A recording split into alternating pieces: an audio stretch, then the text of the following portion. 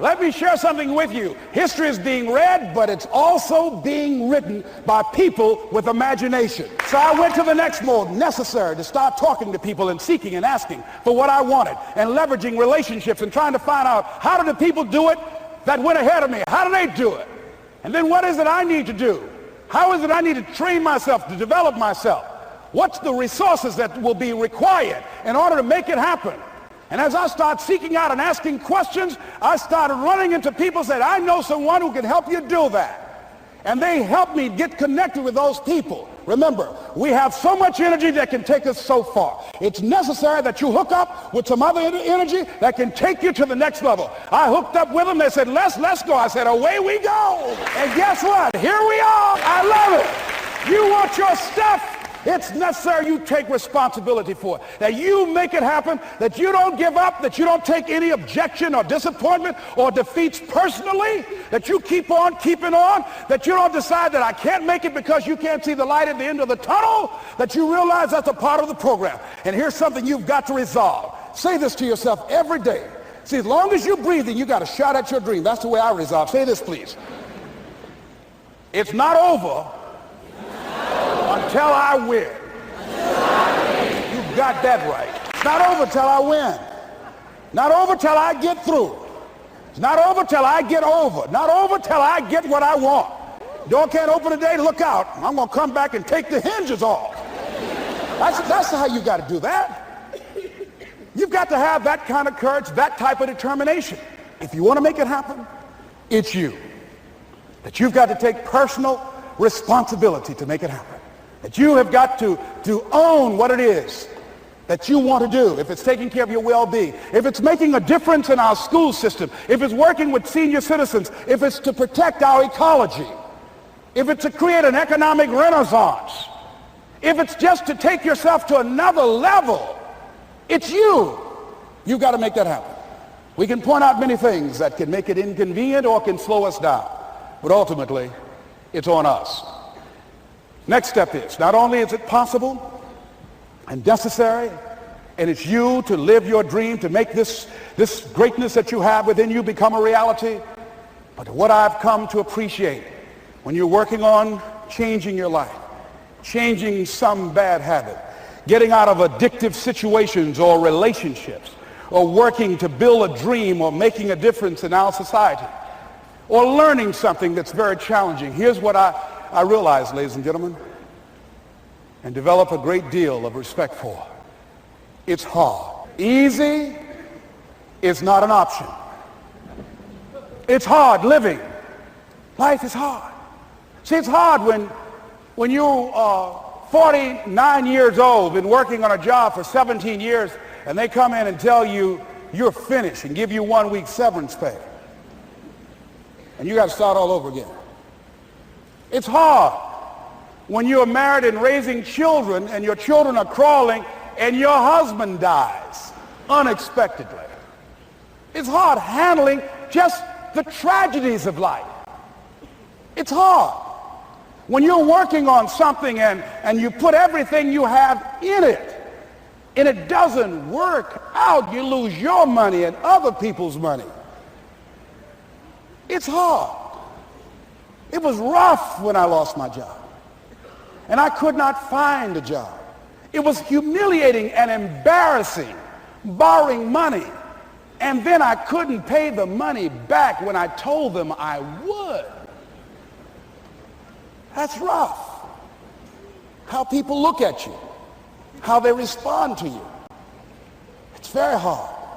It's humiliating. Here's what I discovered that happens to you in life, that you will go through things, and while you're going through them, you can't understand why it's happening to you. But after you go through it, you get back and you look at it and you say, oh, now I understand why I needed that lesson. Have it ever happened to you? Raise your hand. Has it ever happened to you that I couldn't understand it then, but after I got through it, then I saw that was preparing me for bigger and better things. That as you go through the challenges of life and you look at it and embrace whatever comes to you, don't run from it. Step toward it. Don't try and duck it like most people do. See, most people want it easy. See, easy come, easy what? easy go. See, but when you go at what you're going to deal with and you deal with the difficulties of it, when you handle those hard things close at hand, making those hard decisions right now that you don't want to make, learning those things that you don't like to do, but you know that in order for you to get where you want to go, this is one of the hoops that you have to flip through. And I'm saying to you, whatever you got to do, do it, because if you don't, life is going to whoop you until you surrender and say, okay, all right, I cooperate, okay, I learned, okay. It had to wear me out a long time. So if it's hard, then do it hard. Now, how do you hang in there during the hard, difficult times? Les, you must have faith. You've got to believe in yourself. You've got to believe in your abilities. You've got to believe in your service, your company, your ideas, unquestionably. You've got to have faith, and that faith gives you patience. That it's not going to happen as quickly as you want it to happen. A lot of things are going to happen that will catch you off guard. And so therefore you've got to deal with and handle it as it comes. And not only that, but that faith and patience drives you into action. You've got to keep moving and keep plugging away. I can see people coming out talking to a guy out there watering and fertilizing the ground that's not showing anything. Hey, what you doing? You've been out here a long time, man. And the conversation in the neighborhood is, you growing a Chinese bamboo tree, is that right? Yeah, that's right.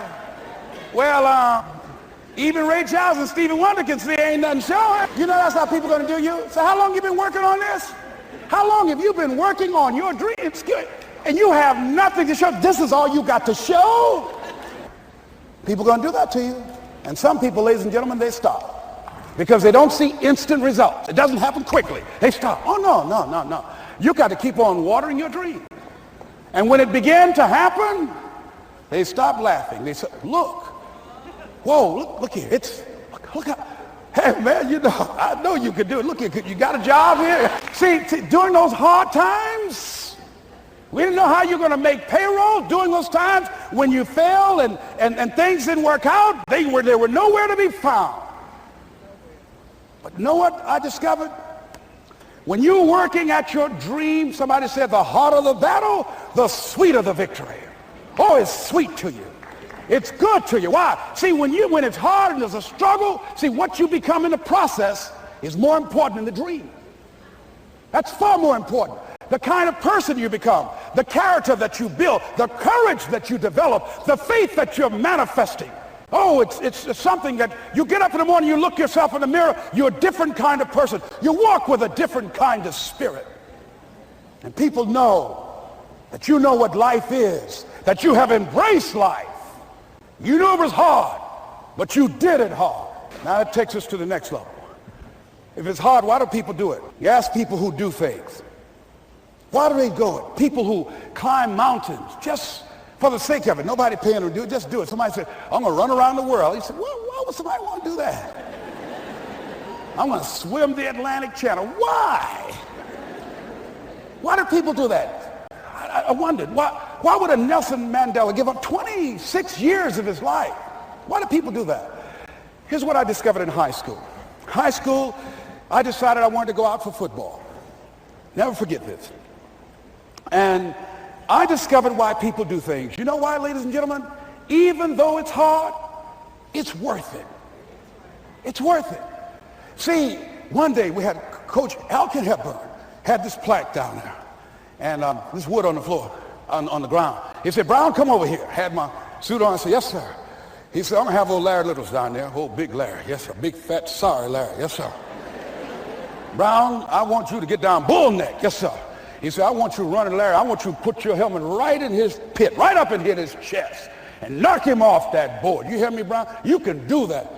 Yes, sir. Can you do that? Yes, sir. He said, Brown, I want you to knock him off. You're going to make the team. I know you can get him, all right? Look at him. How sorry he is. Knees knocking and everything.